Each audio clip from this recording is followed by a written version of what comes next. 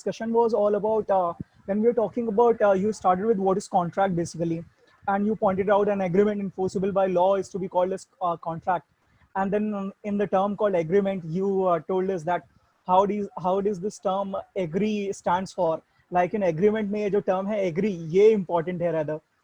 इसके अलावा फिर enforceable by law, like enforceability by law is that when the other person will be eligible to go to the court and force the other person to fulfill certain obligations. Then you took us through a different aspect altogether to this, and you told us that all agreements are whether all agreements are contract or not. Then you also told us legally binding relationship, and you gave the example of family. You gave us the example of husband and wife, and that was a very likable example to that. Then you told us about the offer and acceptance. How does one makes an offer? How does one makes an acceptance to that end? Then you also told us about consideration. And before doing that, you told us about the essential requirements for offer and acceptance. Foremost, which was important, was communication of offer and acceptance, which was primarily a must to that. You also told us that how offer and acceptance must be clear and not vague in its first place. Post which you took us through invitation to an offer, journal rule, and then there was a change in with respect to invitation to an offer rule.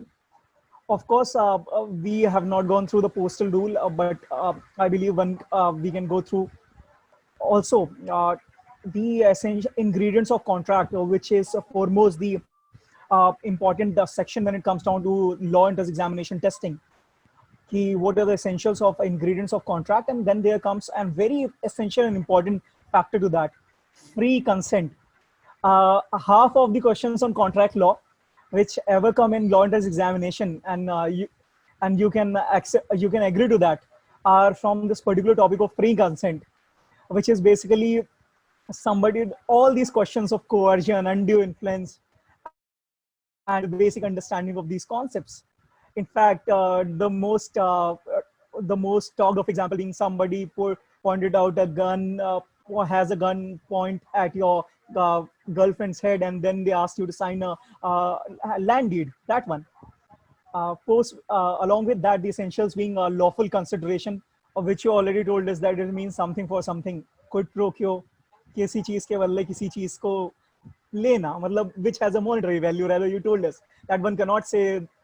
You gave us this example that you cannot say मैं तुम्हें जिंदगी भर प्यार करूंगा, and that can be a consideration. That can't be a consideration to that end, of course.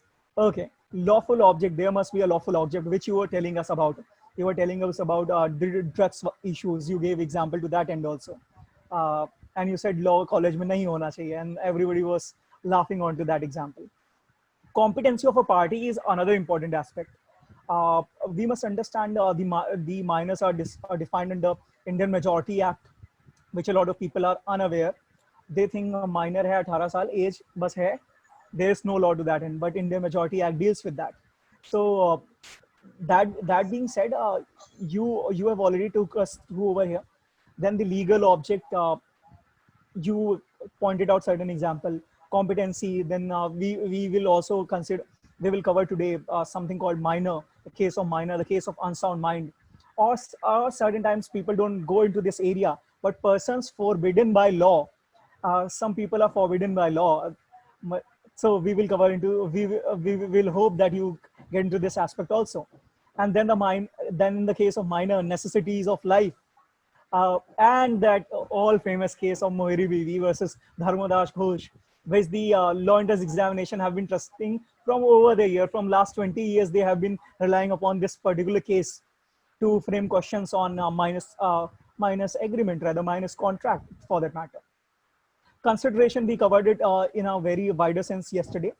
And you told us that it must not whether consideration is adequate, but whether it has some value in the eyes of law. So that being said, ingredients of contract. Let us start with this, the consensus ad Adam, and from that let's go on to mistakes which make it void ab initio, and then voidable part: coercion, undue influence, misrepresentation, and fraud. So from here on, it's over to you, Animesh. Thank you, Harsh Bhai, for giving such a nice summary to what I have told and what should have been told. Thank you so much. And today's discussion, yesterday's discussion I was carrying out what was regarding basically that a contract has two parts, an agreement and enforceability.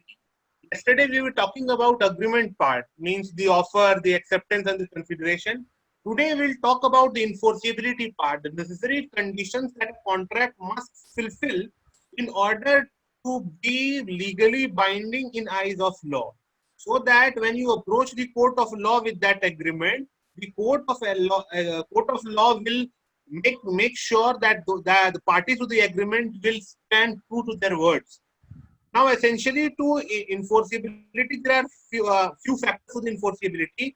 The first being capacity, second being consent, third being legality, fourth being not barred by law. These four are essential features of the contract. Some are also considered possibility and all. But today we are going to briefly discuss the major four factors of enforceability. The first of being capacity to the contract. Section 10 talks about the capacity to the contract in contract. It says that who can enter into a contract. General nation starts that everybody can enter into contract. That way contract act is very liberal. It says anyone can enter into contract except certain people. Now, when we create an exception that who cannot enter into contract, the basic factor is that a person who cannot make decisions on their own. It means the groups that are vulnerable cannot enter into contract on their own. Or secondly, the people who by making contract will not serve purpose with the country's laws. Means they are in conflict with our country somehow, so they can also not make contract. So basically, today the contract, the capacity to make contract states that a person who is either minor or a lunatic person. Now, minor simply we know already has been stated that Section 3 of Indian Majority Act 1875. It clearly states that a person below the 18 years of age is minor. Earlier, the concept of minority was a bit different for the people who are governed by Guardianship and Wards Act, but that difference has been done away with. Now, every person gets the age of majority at age of 18. No waiting for age of 21 for the Guardianship and Wards Act. That difference is done away with. Everyone attains majority at 18. So the first essential of capacity to the contract is that the person must not be minor. And why minor cannot enter into a contract? So the logic is very simple. Because minor, a person who is below 18 years of age is not considered competent or not considered mature enough to decide his own interest. Generally, the presumption to the law is that everybody is in a capacity to judge his interest, but that is not the case with minor, because we consider that a minor is simply not competent enough, not mature enough to understand the consequences of his action. Second part is regarding lunatic, a person who is not having mental stability or he is suffering from any type of mental illness. Will delve a bit deep into that. A person not having the mental capacity, he cannot enter into a contract. Third being the person who lack the capacity to enter into contract because of their status. Now, certain people are there who cannot enter into contract. There are people like alien enemy. Alien enemy, to say any person who is a citizen of a country with which India is at war. यानी if India is at war, Bharat युद्ध पे किसी देश के साथ, suppose it is not in present, suppose India goes to war with Pakistan, so any agreement made with a Pakistani citizen will be void, because by agreement both parties benefit, and we don't want to benefit, to give any benefit to any such person who is our enemy. So enemy aliens are barred from the contract. Similarly, convicts, life convicts, a person who has been sentenced for life is sometimes restricted from entering into contract, because obviously he cannot fulfill that contract because he is supposed to be in jail for the rest of his life. Thirdly, a person who is insolvent. You can say insolvent means a person whose assets are not sufficient to meet out his liability. So if a person is declared insolvent, insolvency itself means that person is not capable of paying his debt, so not able to discharge his obligation. So person who is already proven that he is incompetent to discharge his obligation will not be allowed to accrue any further obligations by entering into contract. So a person who is insolvent is also by declared insolvent by a court of law is also not competent to enter into law. A similar rule was there regarding Pardanasheen women, means a woman who does not come into public or because of any religious or cultural rule, she stays in her house always. So that was also necessary. The present position of law is a bit ambiguous, but to my understanding, the Pardanasheen woman, that concept is also a bit redundant and old. Now all women are having authority to come and to administer their own affairs. Now, coming on to the minors agreement, is what happens when a person with lacking the capacity to enter into contract enters into a contract, so it simply renders the contract void. Now, what is a contract which is void? So, in the simplest sense, a void contract is a misnomer. The void agreement is the term. An agreement which is not enforceable is considered as void contract or void agreement as such. Void agreement, which word we should not use, not legal as such, but still it is used commonly. A void contract is zero. Nil bata samata, zero. It's absolutely something which is not enforceable, not in place, and has no legal consequences whatsoever. So, a agreement with a minor or a person of insane, of unsound mind, or with a person who is barred by law to enter into contract, there are void. Regarding minors contract, there's few things that you have to keep in mind. That a person who is a minor cannot enter into a contract very simply. Secondly, he can be a beneficiary of a contract. It means this provision is there to protect the minor. The famous case of Mauritius Dharmodas Ghosh that Harshbhai pointed out, in that it was very simple. Minor took a loan and minor mortgaged his property to someone. Minor ne given property. Now, once the minor mortgaged his property to someone, that someone approached the court of law to get that property sold out to recover his debt. The court said no. Minor cannot mortgage his property, cannot enter into a contract of mortgage because a minor is incompetent to contract. But can the other person sue minor for recovery of the money? That you have taken money, you give it back, a minor will not be bound. You cannot bind the minor with a contract. But on the other hand, if another person has taken anything or is any under obligation towards minor, then the minor can enforce the contract. I understand very clearly. If a minor enters into a contract, although that contract is void and minor cannot be sued, but if the minor is beneficiary to a contract, it means a minor has given you a loan. Suppose minor gives a person a loan. I take 10,000 rupees from a 17-year-old boy. Whether I will have to pay back or not? So the answer is yes, because the minor can enforce any contract that was to his benefit. Suppose many of you are in school and some of you may reach the law school while you are 17. I reached the law school, National University Patna, when I was 17. So when I was 17, I reached the law school, I was a minor. So I entered into a contract with the university that they will provide me quality legal education that RNLUs offer. Will not go delve deep. Inverted commas on and off. Quality legal education. Now, I will not discourage you in any manner. Please do come. And if you come to NLU Jabalpur, I will personally give you that quality legal education. So don't worry. So, I'll say that the university entered into a contract, and rather that if a university, suppose 1 year later, the university says, okay, I will take your money, but will not teach you without any reasons. So, whether I can sue the university or not, obviously I can, because that contract, the beneficiary is the minor. If the minor is the beneficiary, the minor has the capacity to sue. So, minors, a contract in minors' favor is allowed, but contract against minors is not allowed. Achha, now there is also a technicality that what will happen if a minor misrepresents his age. So a minor goes and say I am 19 or at 20 year and then enters to a contract. And other party unknowingly enters into the contract considering that person in good faith to be a minor. So then what will happen? So the answer is very simple. Then also the contract is void. The contract is still void, but the doctrine of restitution will apply. Now, what is restitution is very important to understand. The restitution simply means restoring the earlier position. When in a contract, both the parties do something for the other party. Suppose I am selling my house to a person, Mr. A, and Mr. A is giving me 40 lakh rupees. So after the performance of the contract, I am 40 lakh richer and I lack a house. Means I am minus one house.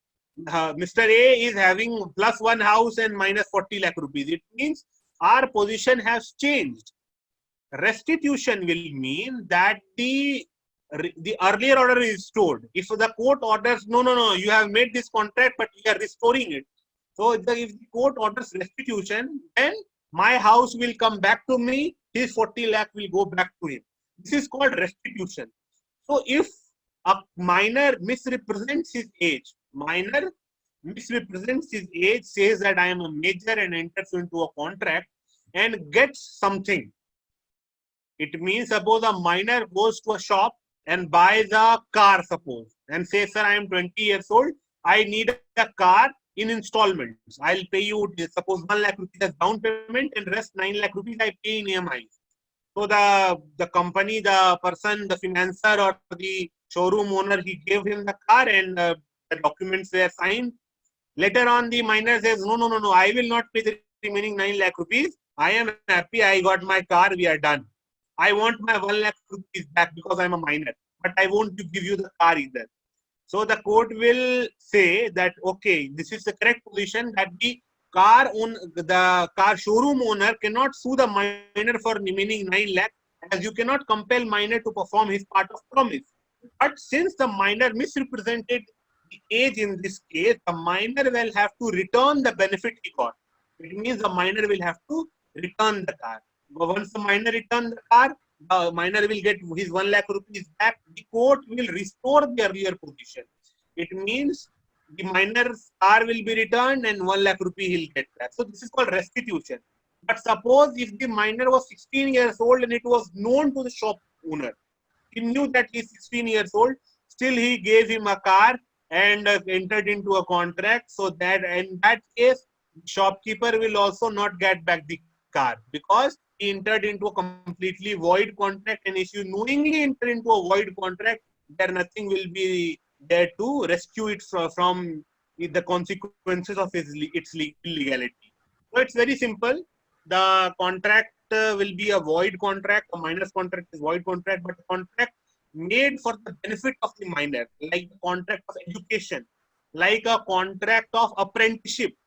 Like suppose some minor has gone to a particular person to learn a trade. Learn a trade means a minor goes to a shop of a smith and wants to learn the trade. It's if you will go and start learning the trade when you are 20 years old, that will not happen. You'll have to join him as an apprentice, as a learner from the very beginning. As a child, people join the craft, and if you want to learn a trade of hand, suppose you want to learn a sport, you want to play a sport, and you join a coach. You will not join when you are 25. I cannot learn a new sport except Team Bhakti now, but if you want, I want to learn swimming and want to compete Olympic swimming. So I cannot do that because if I wanted to be a swimmer, I would have joined at 8 years of age, 7 years, 8 years. People join the professional sport. So if a person enters into a contract with coach being a minor, whether that contract is enforceable or not? Yes. A minor enters into a contract with show business. We have seen minors acting in movies. Minors act in movies, minors act in TV shows, minors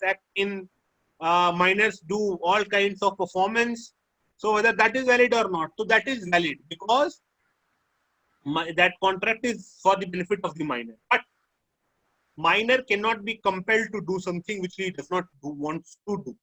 Suppose if a minor takes money from a producer of a film and he wants to return that money, but minor is not willing to act in the movie after a particular 2 or 3 shootings.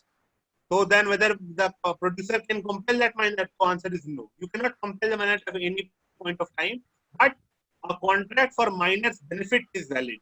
Now, one aspect of it is also comes in quasi-contract. That is a different aspect. If we'll get some time in the end, I will discuss. But if a minor takes some necessity from a person, that is a necessity clause, that is an exception to the rule that a minor cannot enter into a contract.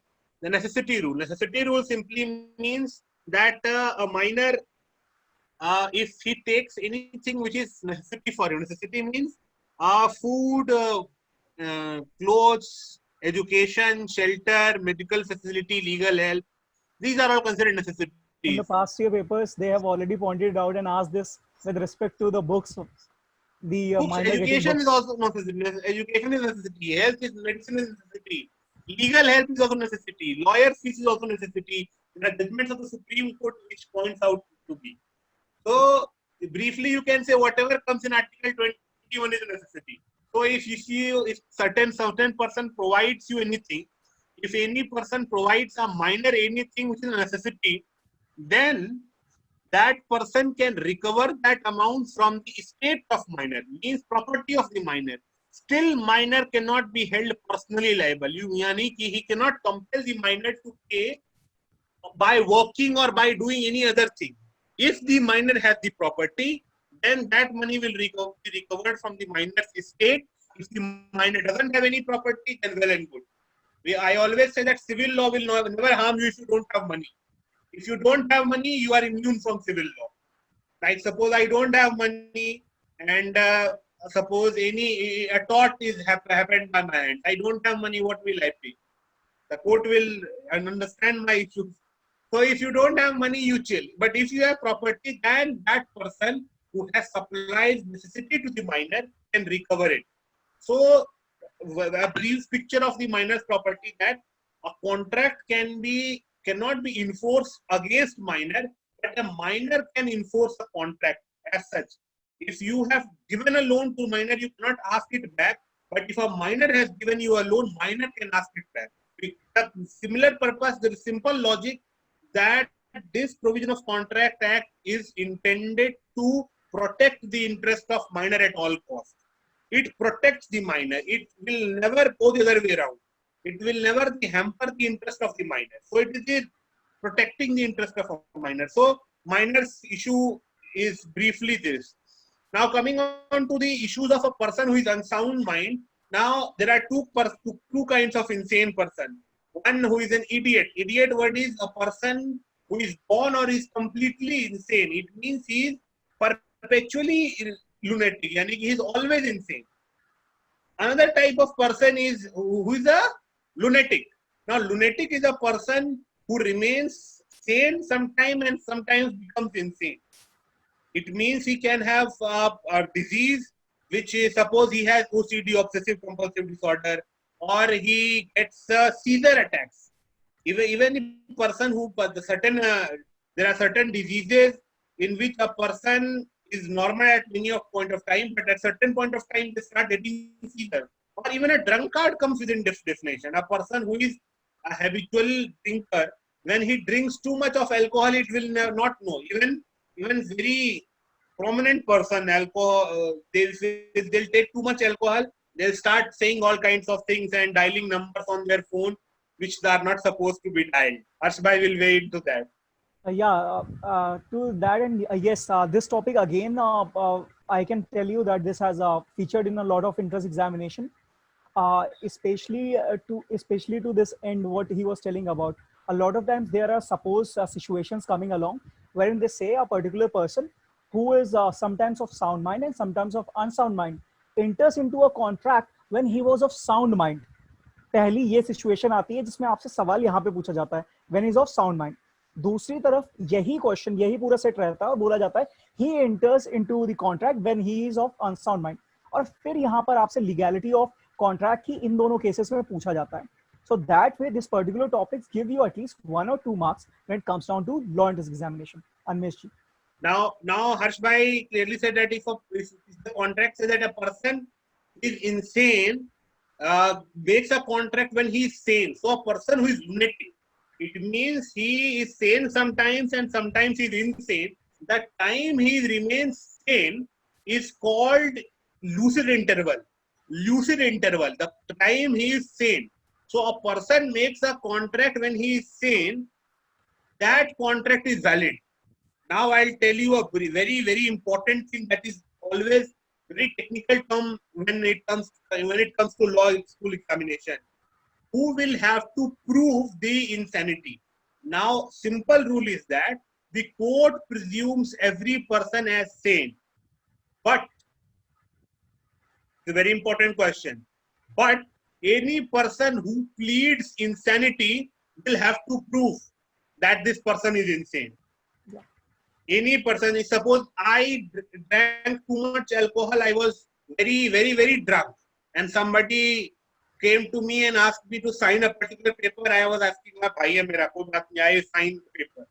And he took entire property of mine. Fortunately, I don't have property. But suppose if I were the owner of property and he took a sign from me when I was drunk. So I will approach the court of law and say, sir, I was lunatic at that time. I was insane at that time because I was drunk under the influence of alcohol or drugs or whatever the case may be. So the court will presume every person will sane, but if you want to prove it otherwise, then you will have to adduce evidence for the same. So this is the rule. There is one question from someone known as Samrid.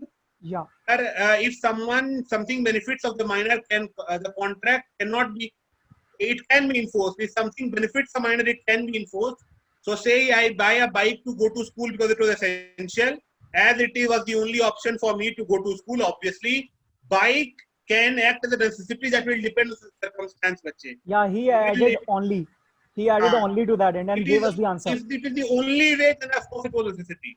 If it is the only way that to go to school, then it is a necessity. Then if I took a bike, I took a loan, I took the bike in installments, then I will have to pay back or I will have to return the bike. Because that contract, that person can get it back from my property. That person who supplied me with necessity can get it back from my property. Arun asked that how to prove that I was drunk, for example. Somebody may have seen me drunk. I'm a habitual drinker. It was a Saturday night or a Friday night. Evidence. There are a number of circumstantial evidence by which a person can prove. Somebody may have seen me in the liquor shop.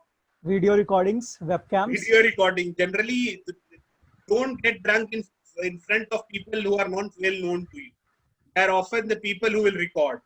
Yes, witness. Somebody wanted out. And don't drink in the front of people who don't drink. I love to be with the people who drink. I am a teetotaler, so I go and I listen to them. That is a mine of information. So a number of information they say, that's very interesting to know. But still, I'll tell you, you can prove it by witnesses. Witnesses or circumstantial evidence that a person was drunk. So simply, I was talking about that if a person is lunatic, then the contract entered by him is void unless he was in lucid interval. Means at the point he was sane. If he was sane at the time of making the contract, then the contract is valid. A contract made by an idiot who is insane all of the time is not valid at all. So simply, if a contract is necessarily being made, so legal guardians made the contract on behalf of minors as well as persons of unsound mind. There are certain contracts which the guardians can enter on their behalf. So that is also sometimes the case. Now Animesh, moving on. There is this, Animesh. There is this question, how is contract related to a specific performance act? I believe he is talking about a specific relief act. Specific relief act. There is a concept of specific performance. That is generally when you promise to sell a property or you have made any contract which the breach of which not fulfilling the obligation will harm you in such a way that money will not be enough compensation. If I make a contract with you, suppose you own a hospital and I am a pharmaceutical company and I supply you medicine. Yeah. And just as the time when you need medicine, I'll say I will not supply you medicine, I will not give you medicine. So what loss will be there for you? Your patients will die, and Yeah. that will not be compensated by money. So immediately you will rush to the court and try to get an order from the court, sir, compel that person to give me medicine, because I will not find a medicine at any in such short notice from anywhere. So compel him to perform his contract, because if he will not perform his contract, then obviously I am going to suffer a loss which is far beyond the actual value, monetary value of the contract. So that is called specific performance. That is a very unique and interesting way. Save something for the law school. Your contract teacher will help you out with this. So now, another interesting question, another interesting remark about that we were talking about capacity after capacity. The point is of free consent. Yeah. Before we go on to free consent, I'd like to distinguish between void, voidable, and a valid agreement. It always comes down to this. Yeah. So, valid agreement is obviously all essentials of contract is fulfilled. So, it's a valid agreement. So, what is a void agreement? So, void agreement is zero, शुरुआत का ही zero. unenforceable, having no legal validity. Voidable falls in somewhere between. Now, this free consent is as simple as it sounds. That if in a contract either party's consent was not free, now what vitiates a consent we'll discuss later. But in the simplest sense, if your consent was not free, then the contract entered by that person is voidable. Voidable means capable of being made void. It means the person, the party to the contract whose consent was not free, can approach the court of law and get that contract nullified. Means he has an option of avoiding the contract. He can go to the court of law and say, sir, I entered into the contract, but my consent was not free. So kindly free me from this contract. If the court is, if the court sees, if the court observes that actually that contract was in such a way that the consent was not free, the court will nullify, will rescind that contract and get it done with, be done with it. So free consent is very much required. A contract which lacks free consent is not void but voidable. It means capable of being made void. So the party whose consent is not free can approach the court of law and get their contract invalidated, nullified. उनको void declare करा लेंगे. A contract made without free consent is not invalid per se. It is valid till the party whose consent was not free goes to the court of law and gets it invalidated. यानी उसको invalidate कराना पड़ेगा. If a contract is without free consent, the other party will have to go to the court of law and get the marriage cancelled. Now I'll try to tell you a very interesting example. It's not of a contract, but still like in marriages. The part where I come from in India, there is a custom of abducting the grooms. Now, if you are an eligible person, eligible bachelor, and you are roaming around the streets, now Harsh Bhai shifted from Patna because of this only. I'll tell you a secret. So, if you are an eligible bachelor like Harsh Bhai, the people will follow you for few days and then will abduct you, get you in a Omni van and take you to another place, and then they out on gunpoint they will ask you to marry a girl, and obviously on gunpoint the people will do anything. So the marriage happened. So at that time the marriage is not void. Marriage is voidable. Now another person, Harsh Bhai, has an option to go to the court of law and get that marriage nullified. But here the option is also that he may like the girl. Okay, this girl is very beautiful. मैं तो मतलब I would not have been able to charm her out of my own. It's very good that generally this was there to discourage the practice of dowry. A lot of dowry was asked, so the grooms were abducted. So if he thinks, okay, if this is my fate, now the marriage has happened, I have promised in front of God, so let it be my fate. So the contracts become valid after that. If you have accepted that, then the contract is valid. But if a person says no, this is not done, so he can go to the court of law and get that marriage invalidated. But it remains valid till it is invalidated. Yani ki a person has an option the person whose consent is not free in a contract has an option to go to the court and get that marriage void. But if he chooses not to, then then the contract remains valid. Contract or marriage, as the case may be. Animesh, on this point, kids, again, there's one important term over here, Latin maxim, consensus id idem, which means, Consensus ad idem. yeah, both parties agree upon the same thing in the same sense. Same thing in same sense. Uh, this, this term has been asked quite a number of times. Therefore, I thought of n number of times it has been asked. Yeah. There is a particular threat to free consent known as mistake. So in that context, it is used. Consensus ad idem means there should be free consent on by both the parties, and both the parties must understand in the same contract, sense. what the contract means, same thing in same sense. Unless they perceive it in same sense, that contract is not valid. As such, we'll come to that when we'll discuss mistake. Thank you for pointing it out. I would have missed it otherwise. But free consent, I was talking about that it is voidable contract, voidable agreements, very important. Unless and until the free consent angle is involved, do not tick voidable agreement at any point of time. There is nothing else that makes a contract voidable unless it is free consent. The people even ask, sir, minors contract, can it be voidable? No, minors contract is void or valid. Any contract, illegality, everything voidable is never the option unless the angle of consent is involved. So now what makes a consent not free consent? What makes it such vitiates the consent? First is coercion. It means somebody threatens you to do something which is forbidden by penal laws. Means if I intimidate you, if I commit or threaten to commit any offense under the criminal law. Suppose I threat you to kill, and I will kill you if you don't enter the agreement. I will kill your son, I will kill your father, I will burn your house, I will defame you in the newspapers. Whatever the case may be, if any threat is made to your person, property, or reputation, and such threat or such violence has been committed, in both the cases, it is considered as the contract has been vitiated, the free consent has been vitiated on the grounds of coercion. Coercion means threat.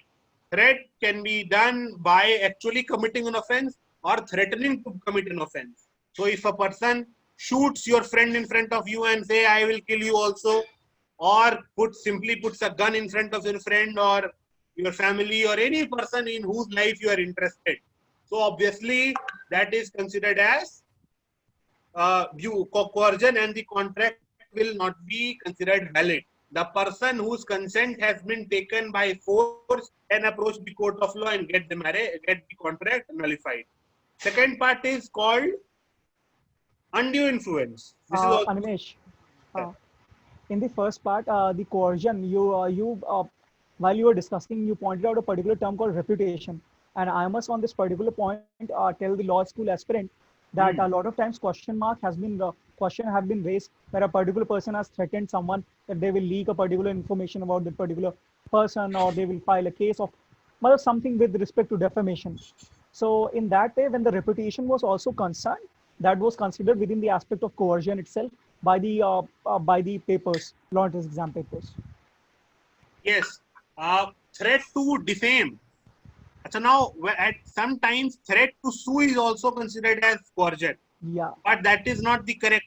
That is not the correct explanation, because I will file a case against you is not an offense under IPC. Yeah. Okay, I will persecute you falsely. I will file a false case against you. That is a threat, because that comes under section 190 to section 198 IPC perjury. That is a valid threat to vitiate the consent.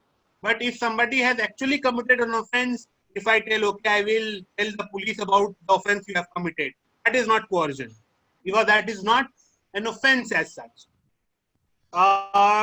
Reputation comes from the tort law, how it is related to contract act. It's also related to criminal law.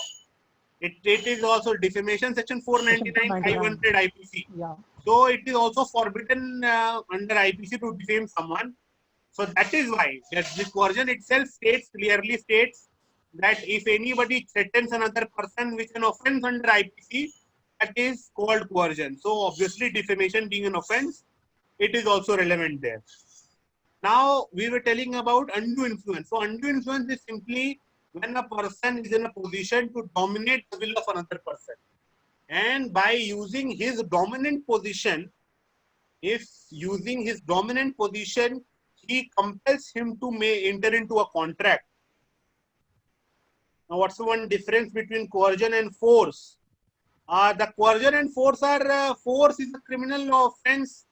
Force, criminal force, assault, battery, assault or hurt. There are different concepts of criminal law, but when it comes to contract, the word coercion is sufficient to is an umbrella term of all types of threat, not of using force only. If I am telling you that I will defame you, it does not involve force, but it's still a coercion. So coercion is a bigger term, an umbrella term, which includes all types of activities as such. Now I was telling about one person who is having some dominant position over the other. Yani I am in a position to dominate your will, and because of that dominant position, I compel you to enter into a contract, and that contract is voidable because of the logic of free consent. I'll simply tell you that who is in a position to dominate another person. Simple answer is that three types of relations which come under this domain. There are three types of relation. Number one being a person who has real or apparent authority.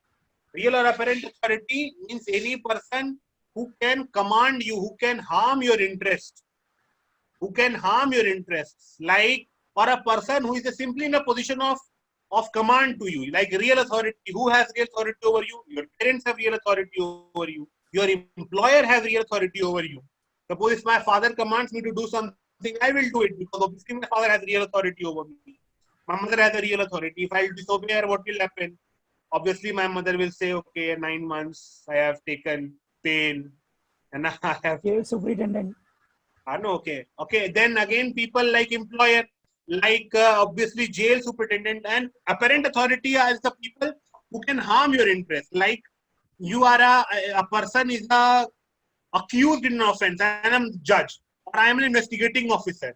Somebody is a tax defaulter, and I am a tax officer. So that person is, I am having apparent authority over him because I can harm your interest, like a teacher.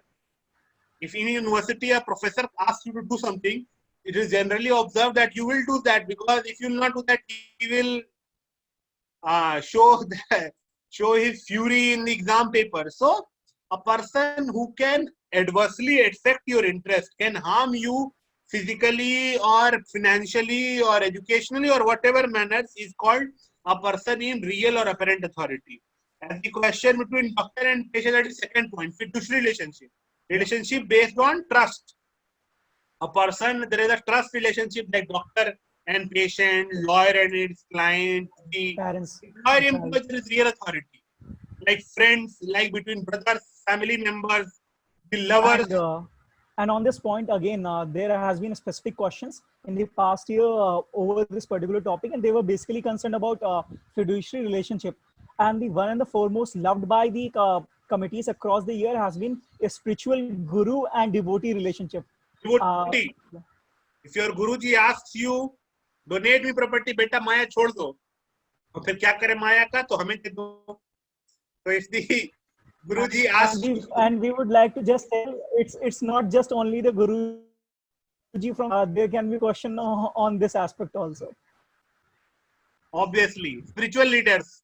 That also a person who is under an influence of a spiritual leader, who has who has prostrated the feet of a spiritual leader. Obviously, the Guru has some authority over him. Fiduciary relationship, there is generally on the family members or the friends or the lovers or the husband and wife or the doctor and pet, or professional relationship like your CA and you, like your doctor and you, like your advocate and you. These are all fiduciary relationships. So if somebody abuses a fiduciary relationship, like suppose there is a spiritual guru and say you, okay, you give all of your property to me and I will make sure that you go to heaven. Later on, few years later, few months later, if the Guruji himself finds himself in jail, then obviously the devotee will reconsider that what he was promised. So he can approach the court of law and ask, sir, that I want to get back my property. That is fine. Third is a person who is in charge of a person who is ill or aged or infirm. It means somebody is taking care of a person who is sick or who is very aged, very old, and physically dependent upon the caretaker. So that caretaker is also considered to be in a position to dominate the will. If somebody is your doctor or nurse or a caretaker, then also there is a relationship in which one person can dominate the will of another. So if one person is in a position to dominate another person, and by using his dominant authority, he compels another person to enter into a contract. And now there is a presumption in terms of inconscionable bargain. It means if the contract is not free, it's not fair, unfair contract. Suppose there is a particular, if my big brother, my brother asks me, I own a property worth 30 lakh. My brother comes to me and say, okay, sell me your property, I will give you 29 lakh rupees. Now this is a bargain which is very much fair. 30 lakh property, he offered me 29 lakh, is my brother, I will obviously give him that property. So here it will be said that no undue influence is there. But if he comes to me and says, okay, I will give you 1 lakh rupees and transfer me your property, and he gives me, okay, that look, okay, I'm your big brother, I do as I am telling you. So obviously I will say, okay, fine, take that property. Now this agreement is sometimes known as inconscionable bargain. It means unfair bargain. So if there is any unfair bargain, that is an evidence that some kind of undue influence has been used. So if undue influence has been used, the person whose will has been so wrongly dominated can approach the court of law and get the contract invalidated. So undue influence is another factor is there. Okay, on this Now, point, Anveshi, again, the questions have been over the years with respect to uses that position. First and foremost, what happens is, as a law aspirant usually do, they understand this concept in one line, that is fiduciary relationship. They just look into that there is fiduciary relationship. इसका मतलब पक्का undue influence वाला take कर देना है. But ऐसा नहीं होता है. You have to look into this part also, that यहाँ पे जो relationship है, उसके बाद using that position to obtain an unfair advantage over the other. This aspect has to be fulfilled. Then only it will be coming under the concept of undue influence. So remember this while you are approaching these kind of questions. Also remember who is in a position to dominate whom. Yeah. There has been a question in which tenant got a property from the landlord. So now between landlord and tenant, who has the dominant relationship? Obviously the landlord has the upper hand. Yeah. So suppose landlord complains that, sir, I have been made victim of this undue influence and my tenant pressured me. So you will say that what kind of relationship is this in which, suppose obviously I cannot pressure my father. He said, okay, obviously I cannot dominate someone who is I am a professor. I cannot say my vice chancellor, I have a dominant relationship with my vice chancellor. Obviously he will always have the upper hand. So always see who can be dominated. The person who has a lower hand in the relationship, only he can. There can be a undue influence. It is not the other way around. Yeah. Another part is regarding fraud and misrepresentation. Fraud, in the simplest sense, you can say, making whosoever uses deceives another person, and then makes them enter into a contract.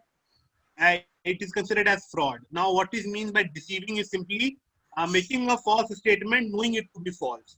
If I make a false statement, suppose I make a statement to another person that, okay, I have this big house at my native place. It's seven-storied building, and it's everything is there, swimming pool and all. I make all types of false promises, and the price is 2 crore. And I get that 2 crore from him, and then when he visits my house, he says that I have only a sometimes jhopadi type of structure. So that is obviously called fraud, because I have made a false statement and believing on that false statement, he entered into a contract. So the person who has been made victim of the fraud can approach the court of law and get that contract nullified. Now there is a difference. There are two terms: fraud and misrepresentation. Misrepresentation means you have made a false statement, not knowing it to be false. You don't know that it is false, and another person believing on your statement enters into a contract and then suffers a loss. Then also he can approach the court of law and get that contract uh, declared void. But the fraud differs that you make a false statement knowing it to be false. So the fraud is intentional, misrepresentation is unintentional, but the result is same. So in both the cases, contract is voidable. If I make a false statement to you and knowing it to be false, that is fraud, and get your consent to do a contract, that is void. I show you the photo of someone else and gets you married to someone else, that is fraud. Obviously, I show you a photo, I give you nakli note, that is also fraud. I give you a false property which is not owned by me. Suppose I want to sell you a property which is not owned by me. I have made you a false statement that this property is mine. So then that is called fraud. When you know the statement you are making is false. Misrepresentation, you have made a statement knowing it to be true, but that is false. And you got the consent of another party. Both the cases, the contract law says that that contract is voidable. But the only difference will be there in criminal law or tort law. In fraud, you can sue another person for deceit. That will be an actionable wrong in tort law as well as criminal law. Criminal law, you can sue that person for cheating. But as such, fraud requires fraud requires knowledge that what you are saying is false. It has to be a deliberate misstatement to a fact material to the contract when it comes down to the fraud. Means Fred, obviously I have been telling a wrong thing about now. Here, see, it must be that I have communicated something which is wrong. Yeah. If I have remained silent, if I have hidden a fact, that is not fraud generally unless I have a duty to disclose. There are some contracts in which a person has duty to disclose everything. If there is no duty to disclose, then silence will not amount to fraud. If you remain silent, then it is not fraud.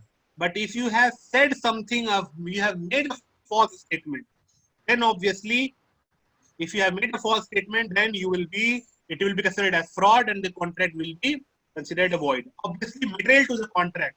If you have made a false statement regarding something which will affect the willingness of other party to enter into a contract.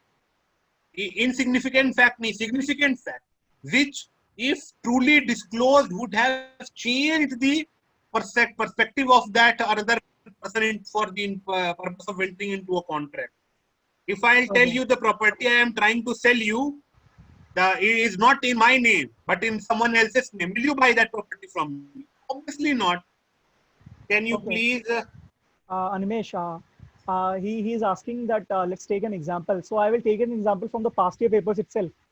Arun, so on that point, what happened is in case of a fraud, take an example. I own a sports shop, and you come to my shop and you see a bat over there.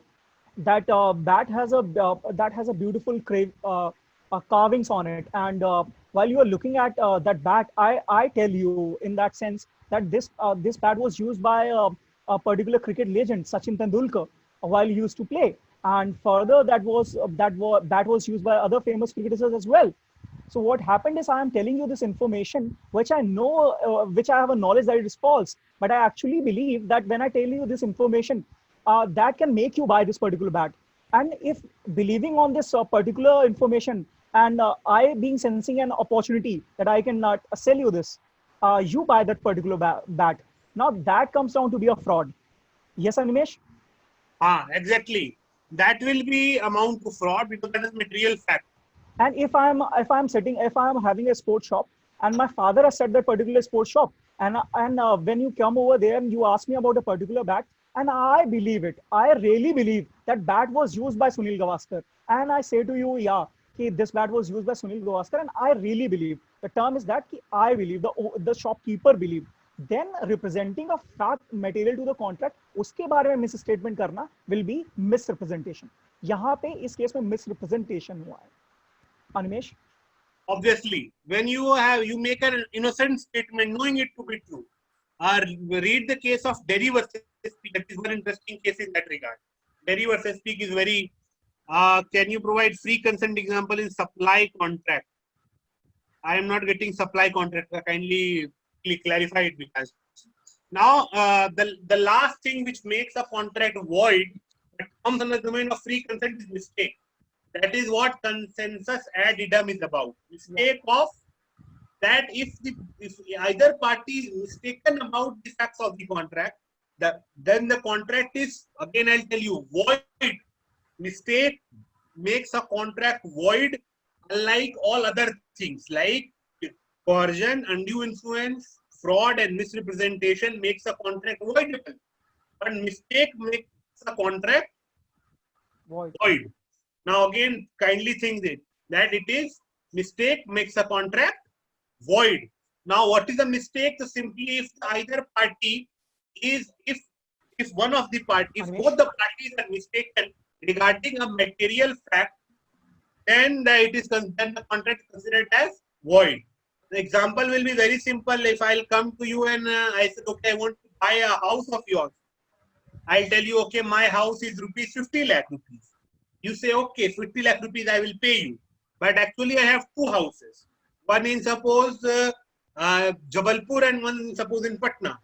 And I was thinking, you were talking about Jabalpur flat and you were thinking about Patna flat. So there is a mistake. We are both thinking about different things.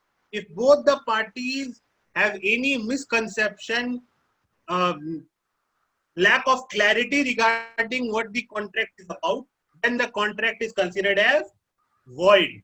So on this point, again, Animesh, the example which Animesh gave, this has been asked in a lot of entrance examination with respect to the property. The other few topics which have been used in this regard were you own a particular pet. Like I own two dogs. One is black in color, another one is white in color. And the buyer thinks that I want to sell the white dog. I think that I'm selling the black dog. And in that particular scenario, this particular mistake is also considered under this particular topic. And to be very to telling you in forefront, mistakes as to the identity of the parties, we will do so. Mistake as to the substance of subject matter, this is another one. And then mistake as to the identity and nature of subject. Three areas are there which are tested in law entrance examination. Over to you, Anish. The mistake of law, he's asking what is mistake of law. So I'll give you a simple example, please. Bihar. Simple example that suppose if I buy a particular goods from you and I think that the GST on that good is 15% and you think that is 11%, this is a mistake of law. That will not make the contract void. Because what is the GST rate is a question of law that has been fixed by the government. That is not a factual point, that is a legal point. So that will not make a contract void. If you don't know the law, that will not help you. But if you are mistaken about a particular fact, like again white dog or black dog or which car to sell, or if there is not lack of clarity in regards of the contract, then that contract is considered as void. Mistake makes a contract void. That is all about the free consent that we are required to know. Over to you, Harsh, if you want me, because if we have time. Animesh, in just a few moments, I would just like to tell them what other questions have been asked in the law entrance examination from this topic. One and foremost was that when two people were entering into a contract and A was selling his standing crop to B, which means if I am telling you in Hindi, उस समय खेत में वो फसल खड़ी हुई थी, standing crop. It was, but later on it was discovered that the crop was, this particular crop was destroyed by the fire, by burning at the time when the contract was being made. So this is an example as to mistake as to the identity and nature of subject matter. So this is also we must remember when we are approaching the law entrance examination, because this particular example has been asked quite a number of times. Okay. Then also, like somebody wants to sell his car to another person for which they are entering into a contract. Later on, it was discovered that the car was actually owned by another person. Okay, so this example has also been asked in law entrance examination. Over to you, Animesh. And to the example of a mistake as to the law, yeah, the most and foremost example which everybody take is if you are entering into the state of Bihar, taking the alcohol with you. Alcohol with you. Yeah, so that is an example. You cannot say that you do not know a law. The reason being that the law is basically published in the official gazette of a country, wherein after which it is supposed that every citizen of this country and every the mistake as to the matter of fact and mistake as to the matter of law. Over to you, Anish. Harshbhai, this is about the free consent that we can discuss. If the time permits, we can discuss about legality of the contract. That is one topic that will broadly cover the concept of enforceability that you have to take a call. Okay, so if we can conclude in within 5 to 7 minutes. Obviously. Yeah. Now see, there is a concept of legality, that the object and consideration to the contract must be legal. It means, in the most simplest sense, if the object or the consideration of the contract is unlawful, then the contract is void and illegal. An illegal contract is somehow different from the void agreement. As enforceable, I'll tell you about illegal contracts, and there is simple.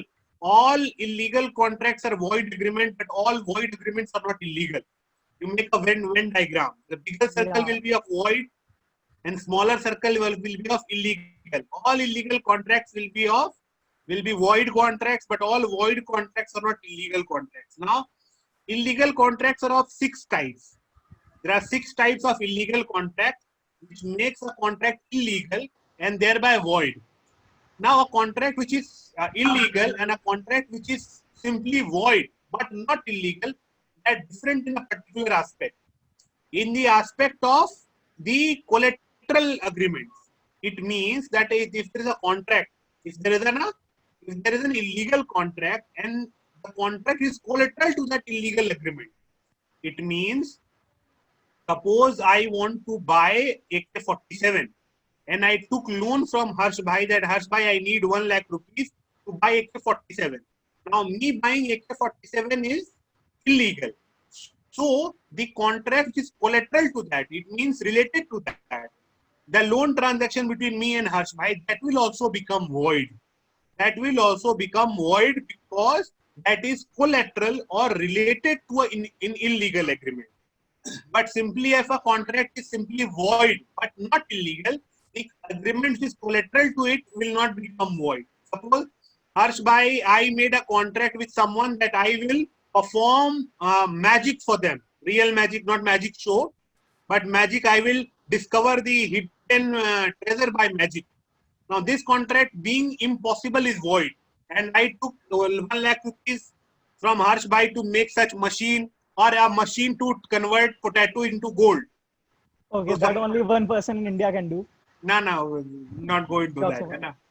But suppose if I took 1 lakh rupees loan from Harshbhai to make a machine of which we can convert potato into gold. So obviously converting potato into gold is impossible. So that is void. But my loan agreement with Harshbhai will stand because it is collateral to a void agreement, but not an illegal agreement. So illegal agreements, I have a very interesting analogy regarding that. Void contracts unenforceable. Yes, void contracts are unenforceable. Unenforceable contracts are considered as void contracts. I have a very interesting analogy. Harshbhai will enjoy it. I'd say that a contract which is illegal is like a zombie. And a contract which is void is as like a dead person. If you will set the analogy, all zombies are dead persons, but all dead persons are not zombies. This is one thing. If you will stand next to a zombie, what will happen to you? You will also become a dead person. But if you are standing beside a dead body, just simply plain dead body, not zombie, then will that kill you? No, you will stay alive. So, in the simplest sense, if a contract is collateral related to an illegal agreement, that agreement will also become void. But if the contract is related to if the contract is related to an agreement which is not illegal but plainly void, that contract will remain valid. Now, what are the illegal agreements? There are 6 examples. Number 1, prohibited by law. Any agreement of killing someone is simply forbidden by law. Number 2, defeats the provision of law. If there is a particular contract you have made to suppose defraud, to defeat any provision of law. Suppose I made a contract in order to defeat the tax authorities. I make a fake charity to a fake NGO. I made an understanding with an NGO that I will pay you 10 lakh rupees. You give me 9 lakh rupees back, and I will get 10 lakh rupees exemption in IT return. So that is an agreement which will amount to defeating a provision of law. So you cannot defeat a provision by law. That is also illegal. Third is contract which is fraudulent. Fraudulent is simply if the purpose of the contract is to defraud someone. Like I want to sell a property which is tainted or a fake property to someone, and I just bribe his lawyer that I will pay you 2 lakh rupees. You just say that your client that the property is good and worth buying, and if he'll buy that property, I will pay you 2 lakh rupees. Here the agreement is done with an intention to defraud someone. So if your intention is to defraud someone, that is not a valid agreement.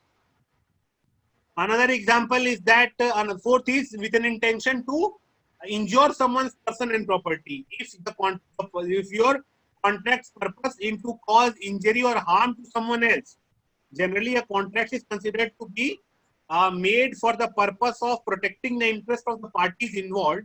But if the contract is made in order to defraud someone else, and that contract is also considered as immoral. If to cause harm or injury to someone else, then that is also considered as illegal. Like I ask the particular person, you file a fake harassment case on someone.